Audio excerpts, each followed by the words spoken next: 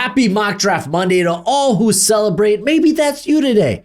Maybe you're coming out of week 4 of the NFL and your team ain't looking so hot, and now you're starting to look to what prospects may be available in the NFL draft. Well, don't worry, friend. I got you covered. We're doing a mock draft today. Reverse Super Bowl odds. Don't hate me. Hate Vegas, not the Raiders, or you can hate them too. But oh my gosh, picking first overall. It's the New Orleans Saints. It's like this every week. It's always the Saints. Not so fast, my friend. I think we're going to do a trade. Maybe they don't want a quarterback this year. Maybe they're like, hey, Spencer Rattler has looked all right. Maybe we have hope in Tyler Shuck. How about we just equipped ourselves with draft ammo for the future, just in case, well, those guys don't do well. So I'm going to have a trade here. Only trade I'm doing in this mock, heads up. But I'm going to have a team that hasn't even played in week 4 yet. My Miami Dolphins. Fins up, baby, fins up. I'm going to have the Dolphins moving up to 1. I'm not going to worry too much about how much it costs right now. Probably a first next year and another future pick. But we're going to send that sucker through. The Dolphins are now at 1. Tua. If we're picking in the top 5, top 10, he's probably not the answer. Maybe we look to get that franchise quarterback. Maybe we blow up the coaching staff and the front office, and it's just a whole new organization at this point. And we want to strap ourselves to a new strapping young lad at quarterback. The bright side is Tua could be that bridge option because it just makes more financial sense to get off his contract after the 2026 season. So we could take a shot on a very toolsy player, and that's exactly what I'm doing because I'm going to be taking Lenore Sellers out of South Carolina. Rocket arm, great mobility. Stop taking so many sacks. That's all I ask. Tennessee Titans, they don't need a quarterback as of right now. Never know what the future can hold. So we're going to go with the best non-quarterback prospect in this class, and Ruben Bain's up there. I love Caleb Downs. What's the more valuable position? It's edge. We're going to be taking Ruben Bain Jr. out of Miami. The U, baby. The U. The New York Jets. My Dolphins play them tonight. Hopefully we do well. Or not. Who knows? Jets are probably, if you're picking in the top 3, you're probably looking to the draft for a quarterback. And I'm not necessarily, I don't know if I'm top 10 high on this quarterback quite yet. I still got to watch the game against Iowa, where he cost a lot of people a lot of money with a safety at the end of the game. That's not good. I'm going to go with Fernando Mendoza because I do look at his tape and he gives me Jared Goff vibes. Aaron Glenn coming from the Lions. Their OC, former Lions passing coordinator. Did a lot with Jared Goff. I feel like Mendoza would just be an obvious fit, even if I don't have him as quarterback 2. And now we're back here with the New Orleans Saints. Do we just take the best player available, which would be Caleb Downs? I'm not against it, but this is also a team that they've invested a little bit at safety, so you don't necessarily have to go with safety. The pick still isn't in yet. It's twisting, it's turning, but we'll get there. I'm gonna go with Jordan Tyson out of Arizona State. Absolutely love Tyson. I think he is the obvious wide receiver 1. I'm going to talk in depth about his performance against TCU in the stock report, which that'll be out Wednesday. We're going to do a college football top 25 tomorrow. Be on the look for that sucker. But Chris Olave, he's playing all right, but you always worry about injury concerns. Rashid Shaheed feels like he's kind of now, like, I get it. It's not like the passing volume's crazy in New Orleans right now, but doesn't feel like he's being all that productive right now. So I'm just going to take a shot on Jordan Tyson to help out my franchise quarterback, whether he is currently on or not on the roster right now. But we love talking about the draft at this channel. And you might be looking ahead to who's going to be the first overall pick. Well, I want to check out our friends over at Kalshi, as they're actually like an odds market, right? But you're not betting against the house, you're betting against, well, your fellow man, so to speak. Basically, people are invested in these players. Say for instance, this, right? Who will be the number 1 overall pick in the 2026 NFL draft? So you're kind of like, okay, well, let's say I think it's going to be Lenore Sellers. You get him. Here, let me move my big, beautiful face real quick. So you could say, okay, I think he's going to be it. Let's put $10. It'll get us $25 if it ends up happening. Or you could go, obviously, with someone else. And the cool thing is you could see the trends, right? As Lenore Sellers has kind of been the long time leader when it comes to him going first overall. He had a big bump over here right before we started in September. And then now Fernando Mendoza is second there at 38%. And you got to believe that was the Illinois game. His stock just goes straight up. Or maybe you're a big, look at this, Diego Pavia. 36 people are putting money on that. That's wild. You could go with like Mateer, 24. Right, let's see how much. Okay, you would get 42 for $10 back. But they don't just deal, well, obviously they don't just deal with the NFL or football. They do all kinds of stuff like awards, politics, events. But we're here about the football. And they got everything. I was checking out some of their college stuff. You can do a college football championship winner, who wins the Heisman. You got Dante Moore there, 14%. And you can see how much people have already invested in like this Miami game. You can't see it because my big beautiful face is in the way, but Miami, Florida State. You got already almost $58,000 invested in this game. If you want to go Miami, I would. I love my Hurricanes. It will get you 16 back if you put down 10. Maybe, just maybe, you're looking at Vandy. And this is the cool thing because they offer better odds than some of the markets out there, actually. Maybe you really like Vandy. Currently, they are plus 11.5. I think that's what they're currently at on FanDuel. So if you want to take Vandy here, you put $10, you get 39 back.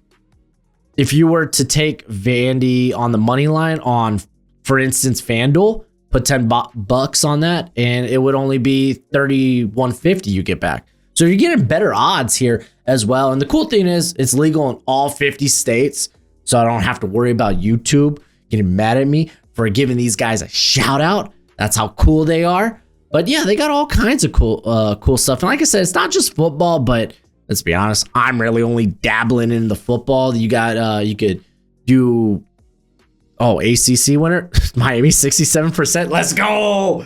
Do you, baby, do you? Maybe you believe in, let's see. Maybe you believe in Louisville. Put in 10, you would get 112 back if Louisville ends up winning the ACC. Might as well just burn that $10. But I came across Kalshi and they were like, hey, sure, give us a shout out. I'm like, heck yeah, man. I really think this is pretty awesome, pretty cool. So don't mind if I do. So there's a link in the description. When you use promo code Broshmo, you're going to get a free $10 to go ahead and spend. And that's the thing, man. Doesn't matter if you're like 100% sure this team's going to win this game, then whatever. Okay, I'm definitely not going Kentucky. Excuse me. Okay, I'll just put in this 10 and I'll get 11. But I mean, that's the thing, man. You put it in like stocks. And sometimes, hey, if it's a sure thing, I will win inch by inch, so to speak. And my wife tells me every inch counts. So yeah, check out Kalshi. But let's get back to this mock draft, man. Because we got the 5th pick.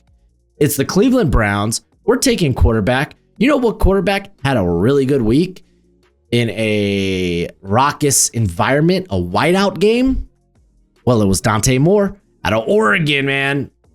I wanted to see him in the big game, and guess what? It looked much of, it basically looked like what we saw in the previous games against lesser competition, Oklahoma State and Northwestern. And he did this against one of the, in my opinion, one of the best defenses in the country there at Penn State. I'll be talking about him during the stock report, going a little deeper, but we're going to take the quarterback of the future because if I'm Cleveland, that guy's probably not on the roster. He's just not. I know they invested in a third and a fifth. Whoop de frickin' do. That's not a big investment. Las Vegas Raiders. Geno Smith, quit throwing interceptions. What are we doing here? I could go Caleb Downs, but I feel like I want to go with a more valuable position, specifically and especially since they drafted a running back 6th overall last year. Maybe we need to get the offensive line together. So I'm going to go offensive line because, well, my top guy is still on the board. That man is Francis Maui Noah. You immediately plug him in at right tackle. If you want, you can move Glaze into guard, have him compete with like Parham. I don't know. We'll see. Carolina Panthers. Man, this offense just isn't fun to watch. They've invested a ton in this offense too. So it might be time to pull the plug on the Bryce Young experiment. There is really only one other quarterback. I think at least at this juncture, we still have a whole half a season to play in college football. But I think there's only one other quarterback that really ruffles my jimmies the right way and makes me think, yes, I would spend a top 10 pick on this guy because he's just got that it factor. He's just got something special about him. And that man might not even come out, but his name is John Mateer out of Oklahoma. Played 3 quarters with a broken bone in his throwing hand in that Auburn game. He's made jumps and strides. He's improved, I think, dramatically. And is a perfect no, but he just, to me, he's a thicker Kyler Murray. Just is.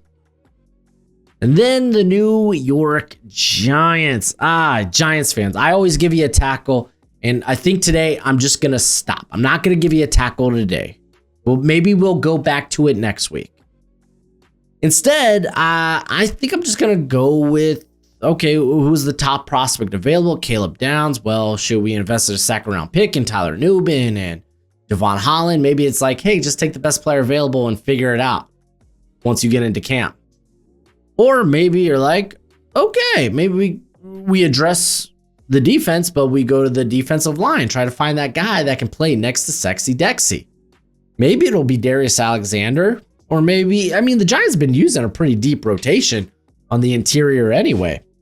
So I'm just going to shoot my shot with Peter Woods. A lot of people think he's having a down year. And to be fair, kind of like the analytics aren't kind to him. But if you go in and look at the tape, he looks like the guy that a lot of people loved last year. Does he have some of the same problems? Yes. Could be more consistent when shedding blocks, but he's so fast, plays with good leverage. He's strong. The length shows up when he's trying to hunt down a ball carrier or trying to crash the hole and get his hands on a ball carrier. It shows up there, yeah. But this dude's an elite leveled athlete. We love the NFL draft, and now my draft guide is available for purchase. It comes with over 500 player backgrounds and close to 300 player evals. It updates throughout the whole draft cycle. So when I add a new eval or I change my rankings, you're going to be the first to know. It's going to have all the pro day and combine numbers along with analytics, and it's a Google spreadsheet for right now. So you have to include your email with the purchase, but we will be switching over to a website at the end of the year. And if you get it now, it's going to be cheaper now than it will be later. It's a great way to support the channel. And as always, much appreciated, much obliged. Pick 9, Houston Texans. And don't worry, friends, Caleb Downs, the fall ends here. He is no longer going to slip because we're going to take him. Miko Ryans, he's going to lick his chops like, oh, yes, please give me the best defensive player in this class at pick 9. You shouldn't have. Yeah, okay, you could go offensive line, but I think a lot of their offensive line problems, well, for one, Ariante Urstery, he's a rookie. He's going to go through growing pains. But a lot of it could be pointed to the play of the interior. And you're not going to take that at pick 9. You're just not. Dallas Cowboys. I think they could probably get off of Terrence Steele's contract and get a right tackle here if they want. If Peter Woods was available, I'd say, yeah, maybe take a shot at him. Is there a corner you're willing to spend a top 10 pick on? I don't know. Jeremiah Love, I think that's rich. And I think Javonte Williams just kind of proved, yeah, maybe we can just bring in a guy, get him for cheap, and maybe you can work out an extension for a reasonable cost. So, yeah, I'm just going to make sure the offensive line is looking freaking phenomenal. And I'm going to take, he's probably going to be my tackle too at this point. I love me. Oh, golly, PFF board. You got to bump him up. Trevor Gooseby is utterly phenomenal. I'm a big fan. I think he goes in the top 20, top 15 at this point. And he's from Texas. Dallas would love that. New England Patriots. Come on. I mean, this is the second draft for Mike Vrabel. He's probably like, can you let me draft a defensive player? Yes, we can, because the value is really good. We're going to snag Keldrick Falk out of Auburn. I think he has good early down upside. So they currently have, well, obviously you got Harold Landry, but you also have Clavon Chase on there. So they could kind of rotate, and you got your early down player and then a guy that could come in and just be a nasty pass rusher. I mean, Keldrick Falk could kick inside as a pass rusher. He's improved as a pass rusher. He needs to continue to develop, but high end, just because he's an elite run defender. This is the Los Angeles Rams pick via the Atlanta Falcons. And we just saw a tackle come off the board at 10. I think I'm going to go ahead and get the replacement for Rob Havenstein. We're going to go Spencer Fano out of Utah. I thought he played relatively well against Texas Tech. I think, yeah, Texas Tech probably got the better of him in that matchup. But you were also facing guys like David Bailey, Romello Heights. I mean, that whole defensive line for Texas Tech is utterly disgusting. So I thought Fano actually ended up looking better than the left tackle there, who is also arguably a first-round prospect in Caleb Lomu. Chicago Bears. I guess this is the Jeremiah Love pick. Not so fast, my friend. I want to experiment with different locations for Jeremiah Love. Instead, I'm going to go get Dennis Allen some pass rush help. Because, well, their pass rush is really just okay. So what we're going to do here, I know Dennis Allen. He likes these big, meaty boys. Pause. I'm going to go with someone I think that's currently surging up boards. Is he perfect? No. Is there room for improvement? Yes, there is. But Mateo Uiagalelei out of Oregon, he's got insane tools. He's 270, 6'5", just exceptionally quick, exceptionally strong. Actually, I want to take a quick gander. Is he 6'5" or 6'3"? Sometimes 5s and 3s, they can look very similar to one another. He is indeed 6'5". Should have never doubted myself. But yeah, we're going to go ahead and snag him for Dennis Allen and friends. Arizona Cardinals. Let's experiment. James Conner down, out for the year. We get to see more of Trey Benson, who I loved. I was a big Trey Benson guy. But let's say Benson looks really no more, doesn't really look like that bell cow. Doesn't really give the offense the pizzazz we're hoping. Maybe he's more of maybe a guy that gets 10 touches a game because he gives you that home run threat. This offense is not exciting. The Cardinals offense has no consistency, especially when James Conner is out. Jeremiah Love, he will give them that consistency. So there we go, Arizona Cardinals. This week, you are our Jeremiah Love spot.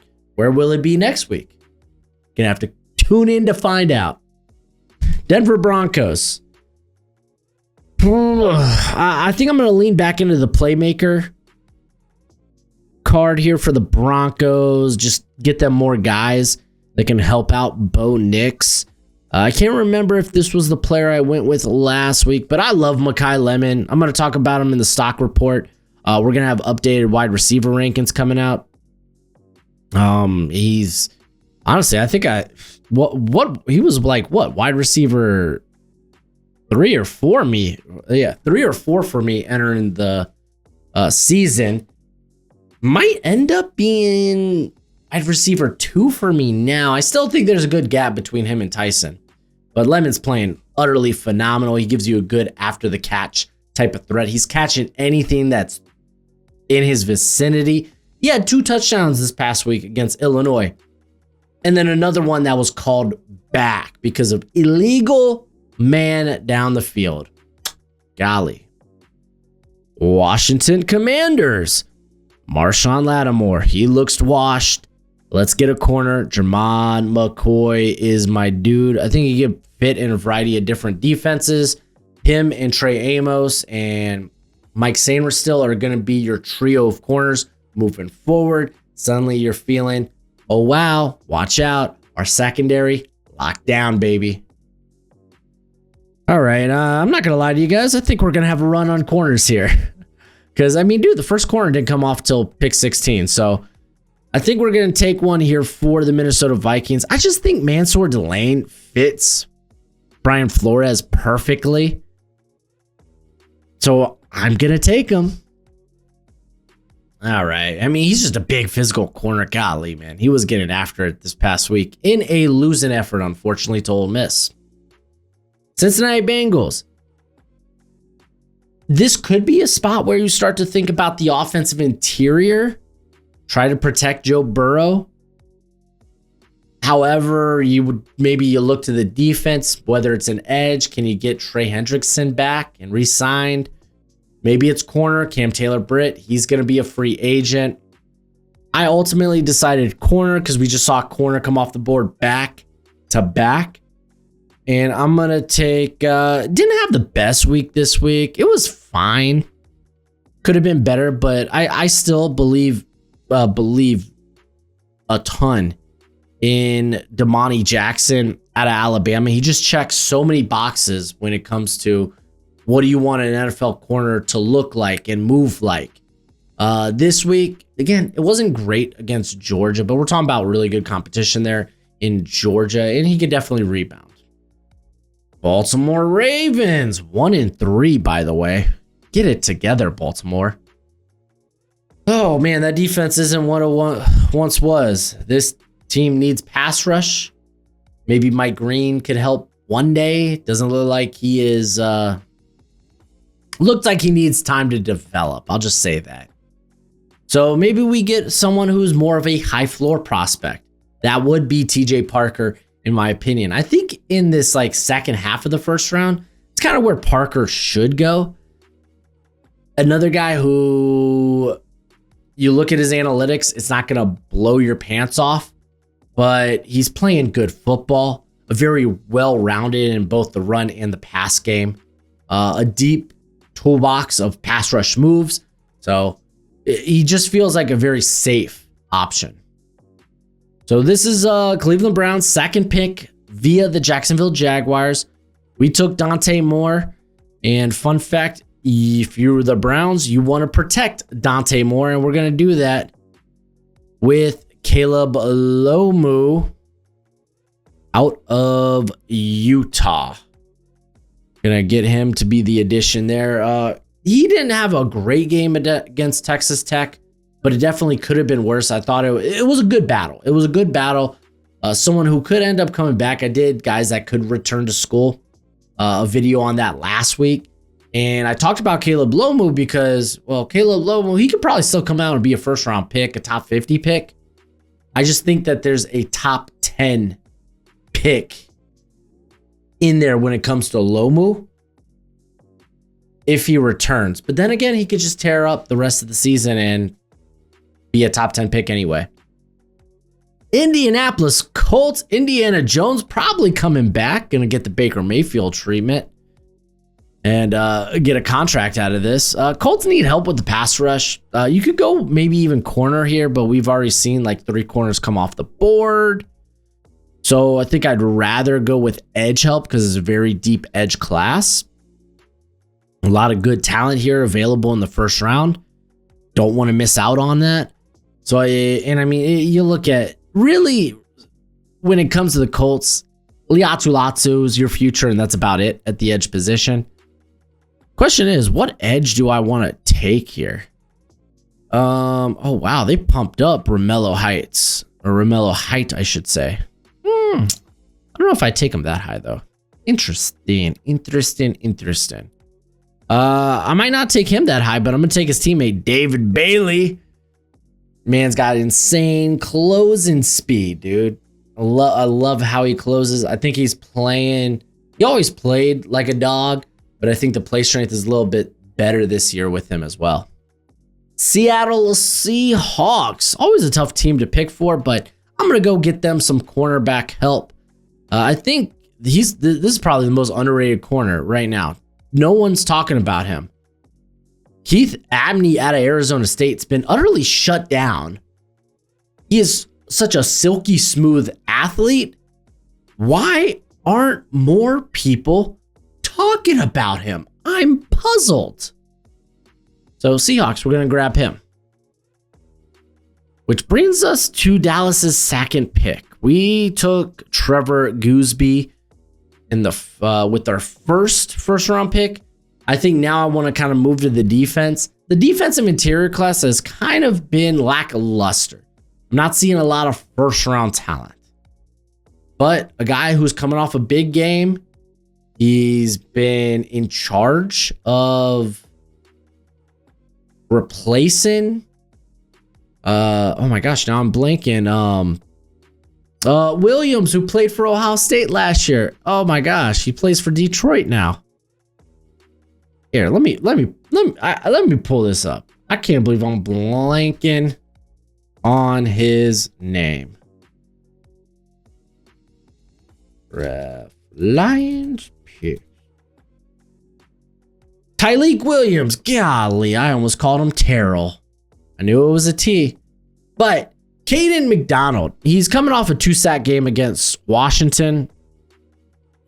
Still needs to develop as a pass rusher, but he's got that. Again, what made Tyleik Williams at least appealing as a first round pick was how high his floor was as a run defender. And Caden McDonald is bringing in way better size than Tyleik Williams.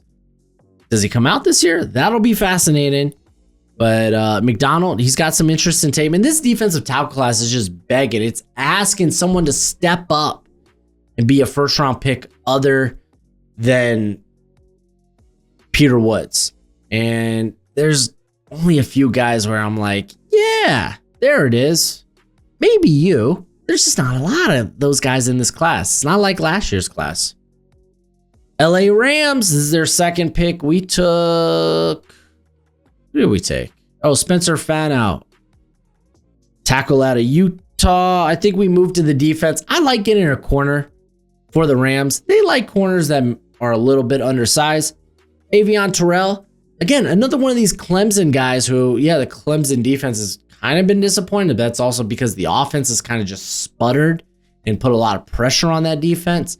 Terrell's been playing really good football. Rams, they're typically good at like, hey, our system can work for undersized corners that can play on the outside. And Terrell probably can play on the outside in the NFL. I mean, he's doing it in college right now. I would say if this isn't like a Raheem Morris defense, I'd be a little bit more hesitant to take Terrell to play on the outside. And I know Shula is the DC there for the Rams now, but he was under Raheem Morris. Pittsburgh Steelers. Well, at least they have one wide receiver out there in Pittsburgh and DK Metcalf. But they really are struggling to find that second reliable target. And I mean, so much so that you're seeing Jalen Warren start to get like 6, 7, 8 targets a game. So I think we could go wide receiver, someone to pair up with DK. I really like Carnell Tate. I think he's got high floor wide receiver 2 potential, but he's also got like the body size, the body shape to potentially be a number 1 in the NFL. I don't want to say I like him more than JSN coming out, because JSN coming off the injury, his projection was a little bit fuzzy just because of the injury. But I do think Tate might be a better athlete. Maybe not necessarily as smooth, but I think it'll be quicker. He's got better size. Don't sleep on Tate. He's a good player. San Francisco 49ers pick 26, and I've been doing this the last couple of weeks, and I'm going to keep doing it. Trent Williams, he's getting up there in years. Also, in part, because I want to highlight Caden Proctor, who's coming off a really good week against Georgia. I don't know if it's just Georgia's defensive line isn't what it used to be. So, because I don't think that defensive line's gotten a sack yet this year for Georgia. To be fair, Alabama's defensive line, it's not like they're getting after the passer either. But Proctor had a really good game. He needs to show he can be more consistent, but when it comes to like size, tools, how he moves at that size, you love it. And Trent Williams, he's a big, beefy boy in his own right. Then the Tampa Bay Buccaneers. I could easily go linebacker here, but I'm not. I'm a big fan of LT Overton. After I just trashed how Georgia and Alabama's defensive lines aren't getting pressure, but he's getting wins. He's getting wins. Even if he does need to polish up as a pass rusher, he's a guy that just really likes to win with power and athleticism. I think he's got a flexible body type, whether you want to play him on the outside or maybe have him play that Logan Hall role. And I know that they have Kalijah Cansey, who unfortunately out for the season. He's playing more of that, kind of like that 3 to 5 tech. But I mean, that Overton can do that as well, on top of playing more of a traditional edge role outside of the tackle. So he just gives some versatility to that defensive line, the defensive front. Kansas City Chiefs pick 28. I'm not really sure what I want to do here. No, I know what I want to do here. On a side note, guys, listen, Caleb Banks needs to get healthy. It's as easy as that. I need to see him on the field. I want to see that he cleans up as a run defender. Because if not, if he's just really this pass rushing monster, which he is, probably more of a top 50 early day 2 pick. But with the Chiefs, we know Noah Gray is more of a tight end 2 than he is an heir apparent to Travis Kelce. Kenyon Sadiq is here, who is easily tight end 1 in this class. I think that's fun. I think I'm going to do it. Detroit Lions. Just for the sake of doing something different. Because I've gone edge a ton. I've played with tackle. Offensive line in general. So I'm going to move away from the trenches. Instead, I'm going to look to who do they have as free agents in 2026. And they have a lot of linebackers that are free agents. I think Jack Campbell will be going into his 4th season. They have to pick up the 5th-year option next March. One of those M months. I don't know if they do that. So maybe you're looking for a linebacker there. Anzalone's a free agent next season. So let's have this be the spot where the first linebacker comes off the board. And listen, man, Arvell Reese has just been a monster this season. I think he's probably the one guy that's truly played himself into the first round as a linebacker, while these other guys, you're looking at like, okay, it's a stacked linebacker class. I'll just grab one of these guys on day 2. Reese feels a little bit different, a little bit special. And you could tell right from the get-go from that Texas game this year. Los Angeles Chargers pick a 30. This is another spot where I like to go offensive line, but I'm not going to. Instead, I also like going edge for the Chargers. And the edge I'm actually going to snag here is going to be R. Mason Thomas out of Oklahoma. He played all of a half in that Auburn game. And he was an utter nightmare. He missed the first half of the Auburn game because of a targeted call in the previous game. Immediately was just unstoppable. Ended up having 2 sacks in the second half. Another guy who might not have ideal measurements, but absolute dog. Buffalo Bills. I'm trying new things. New video, new me. No fast wide receiver, no linebacker. Let's do something different for the Bills. So looking at the Bills, they have Edwards, who's a free agent there. So maybe you can upgrade the guard position. How about we showcase a guard in this class? And he might not be my guard 1. I'm a really big fan of Vega Iwane out of Penn State. But I think this guy's pretty close. Where do they have him? Oh, I bet you they have him as a tackle. That's silly. Or maybe I'm just gonna have to search him. Oh, there he is. Wow, why do they have him so low? That's ridiculous. Caden Green has been a phenomenal blocker this year. Phenomenal. You want to look at that run game at Missouri? And do you ever wonder why is it so freaking good? Caden Green's a big reason why.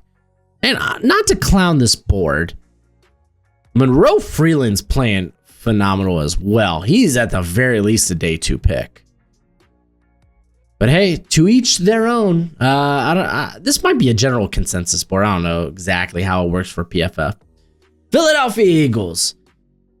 I'm going to highlight a guy that I plan on watching this week. But I saw him pop up in a few first-round mocks. His analytics have been particularly good. Did allow a touchdown this week against Mississippi State, but Mississippi State got that dog in him. I don't blame him. But Colton Hood has kind of been the talk of the town last week. I'm going to be going back, reordering my corner rankings, watching a lot of these guys back. He's going to be one who made my watch list over the summer. I just didn't get a chance to watch him. But apparently he has been a phenomenal. And be fair, I mean, that Tennessee defense, I mean, that secondary specifically, they were missing McCoy, who had the ACL injury in January he's coming back from. I think Gibson was another starter there who ended up going down. And Hood has just stepped up and been wonderful. All right, so that's the mock draft, man. We got some new names in there. It's kind of really what I wanted to do.